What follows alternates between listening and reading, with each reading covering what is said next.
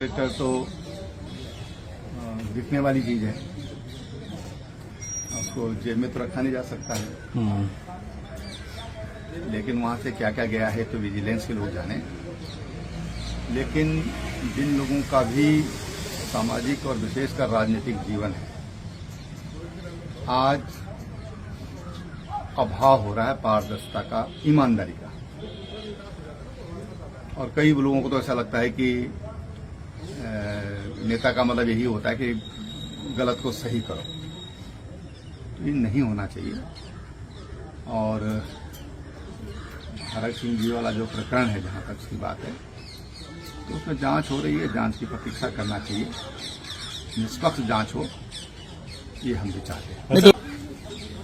और हाईकोर्ट ने ये बात कही है तो सरकार को उसको गंभीरता से लेना चाहिए और सीबीआई जांच की आवश्यकता तो होना चाहिए, बिल्कुल होना चाहिए। मैं इस मामले में बिल्कुल वाकफर हूँ।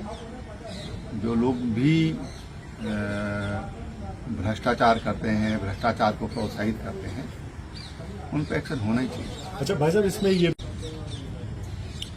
अब देखिए भाई, ऐसा है कि बोलते हैं ना, पाप का घड़ा एक दिन फूटता है। और शिशुपाल की गर्दन पर भी अगर कृष्ण भगवान का चक्र चला था तो 100 पूरा होने पे चला था। हर चीज का एक क्लाइमैक्स होता है, एक उच्च स्तर होता है और उसके बाद वो नीचे आती ही आती है। तो कोई भी बात हो, कोई भी अच्छी बात हो, बुरी बात हो, भ्रष्टाचार हो, सदाचार हो, कदाचार हो,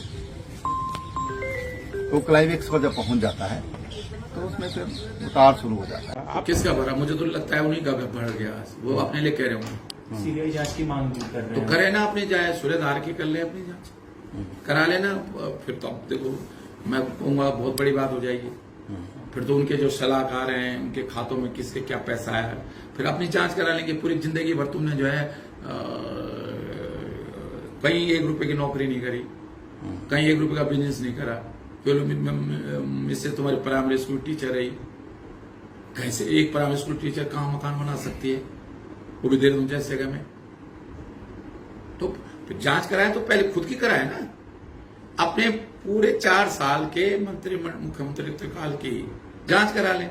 और फिर मैं एक और बात कह रहा हूं, अगर हरक सिंह रावत भ्रष्ट था, उस ये कांग्रेस में आज ये जो जांच की बात त्रिवेंद्र रावत कर रहा है, वो कांग्रेस के मंत्री के रूप में तो कर नहीं रहा ना। मैं कांग्रेस में नहीं मंत्री हूं ना, मैं कांग्रेस सरकार नहीं ना। अगर कोई भ्रष्टाचार अगर मैंने उस समय किया तो त्रिवेंद्र रावत क्या कर रहा था भाई उस समय? 4 साल में उसके साथ मंत्री रहा हूं। और अगर हरक सिंह रावत उस दिन 4 साल में भ्रष्ट था, तो इस वक्त त्रिवेंद्र रावत भ्रष्ट था। भ्रष्ट सरकार का मंत्री, जिस सरकार में भ्रष्ट मंत्री हो, सरकार का मुख्यमंत्री भ्रष्ट है, वो सरकार भ्रष्ट है। तो मैं यही तो कह रहा हूं, भाजपा सरकार भ्रष्ट है। तो चाहे हरक सिंह रावत था कांग्रेस के भाजपा सरकार का मंत्री, या आज भी मैं वही तो कह रहा हूं, भाजपा सरकार भ्रष्ट है। मैं यही तो कह रहा हूं।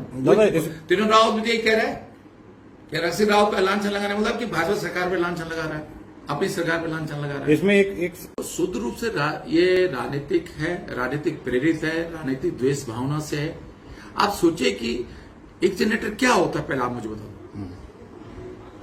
आपको एक कागज भेज देते हैं कि भाई मंत्री रूप में आपके यहाँ जनरेटर भेजे गए थे, वापस कर दो।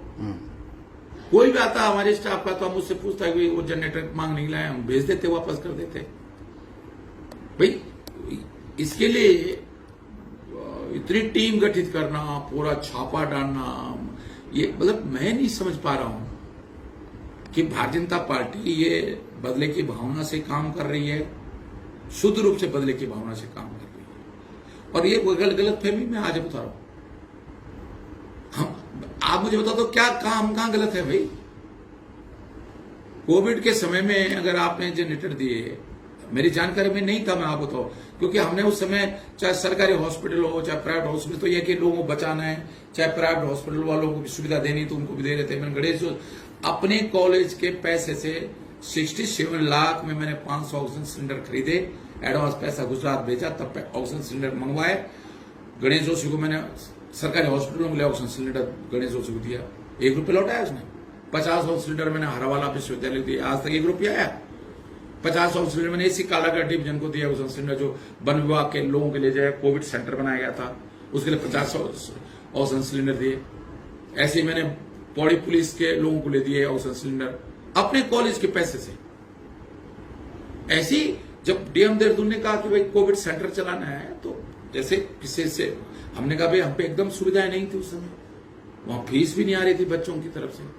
तो तनख्वाह देने के लिए भी हम, डॉक्टर की तनख्वाह देने के लिए भी हमने 1 करोड़ रुपया बैंक से लोन लिया। तो हमें एकदम हॉस्पिटल चलाने के लिए हम पे नहीं थी उस समय कोविड का सेंटर चलाने के लिए। तो जैसे हमने सबसे कहा कि भाई कोई वेंटिलेटर दो, तो हीरो होंडा वालों ने किसी ने वेंटिलेटर दे दिए, किसी ने एम्बुलेंस दे दी, मंगला जी ने एम्बुलेंस दे दी, किसी ने कुछ कर दिया। तो मैंने सोचा ये जनरेटर भी वैसी इन्होंने जनरेटर भी जो है उसमें दिए होंगे, चैरिटी में दिए होंगे। उधर जब मैं 2022 में मुझे एनओसी लेना था कि अगर मानव पार्टी मुझे चुनाव लड़ने के लिए कहती है, तब मेरे पीएस ने मुझे बताया कि सर वो भी कालागढ़ डिवीजन के एनओसी इसलिए लेने की जरूरत पड़ रही थी हमको, क्योंकि वो कोटद्वार जो कैंप कार्यालय है मेरा, वो कालागढ़ डिवीजन में था। अच्छा। तो जैसे दिल्ली उत्तराखंड सदन का पैसा था जो मेरे गेस्ट वगैरह ठहरे होंगे, तो मैंने जमा किया। यहाँ राज संपत्ति का जो सामान था हमने वो वापस करा। वन विभाग का कोई और सामान था, वन किसी विभाग की गाड़ी थी तो हमने वो वापस करी। वे पद पे नहीं रहे तो हमने इनको भी लिख के भेज दिया था कि आप अपने जनरेटर ले जाओ। इनको पीएस ने वन विभाग को भी लिख दिया था। और थोड़ी देर के लिए अगर हमने नहीं भी लिखा था तो जैसे राज संपत्ति आया कि भाई आपको ये सामान हमने दिया है, बहुत सारे विभाग आते हैं कि आपको हमने ये सामान आपके यहाँ लगाया।